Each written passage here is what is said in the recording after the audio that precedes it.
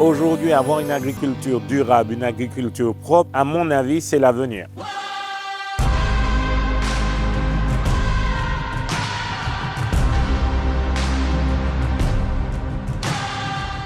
Il m'a souvent parlé de cette relation avec la nature et il disait souvent, ça me revient, un homme doit se trouver en pleine phase avec la nature parce que la nature et les animaux te portent tout dans la vie. Et je crois que ça, c'est quelque chose qui m'a marqué, cette relation entre la nature et les animaux. C'est quelqu'un qui était très très proche de la nature et pour lui, être dans un travail qui te permet d'être dans la nature, c'est quelque chose d'exceptionnel.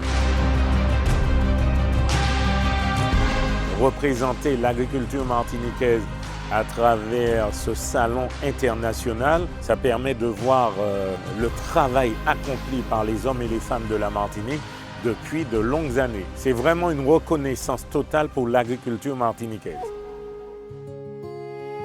Alors, la Brahmane, c'est vraiment une race, comme je le dis souvent, au risque de me répéter, mais une race exceptionnelle.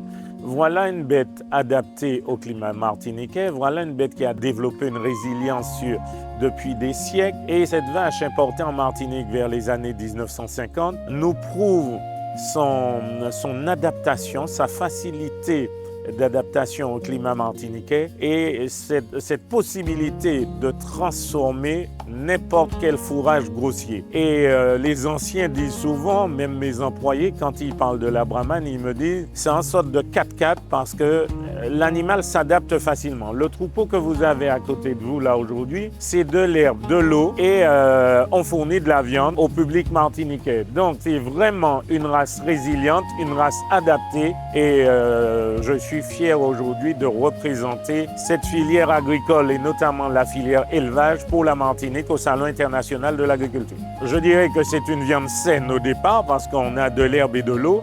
Et quand on voit les problèmes actuellement dus au climat, où nous avons des réductions au niveau des cultures européennes, je pense qu'il est temps de se consacrer au développement de races qui vont s'adapter beaucoup plus facilement au réchauffement climatique, puisqu'on prévoit dans les années 2080-2100 4 à 5 degrés supplémentaires. Donc, je pense qu'il faudra nourrir la population, l'humain et les animaux. Il y aura un choix à faire et il faut aller vers des races beaucoup plus résilientes et des races qui vont nous permettre de traverser ces différents phénomènes de la nature. Quand on regarde en Europe qu'il faut pratiquement le vétérinaire pour certaines races parce que les veaux sont trop gros, sur plus de 100 naissances par an, tout se passe dans la nature et nous n'avons pas besoin de l'appui du vétérinaire pour les vélages. Et ce qui m'a frappé, c'est cette vache qui va donc donner naissance, donner la vie et qui va tout de suite s'occuper du veau en lui léchant le nez pour lui enlever tout ce qui pourrait obstruer sa respiration, lui frotter les articulations et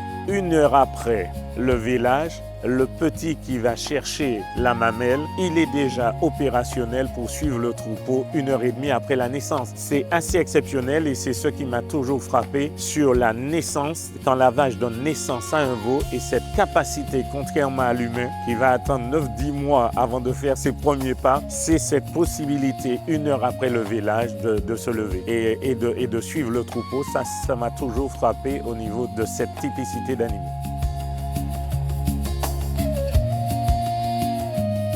Alors, c'est une fierté puisque c'est un métier qui, depuis longtemps, n'intéresse pas toujours les jeunes.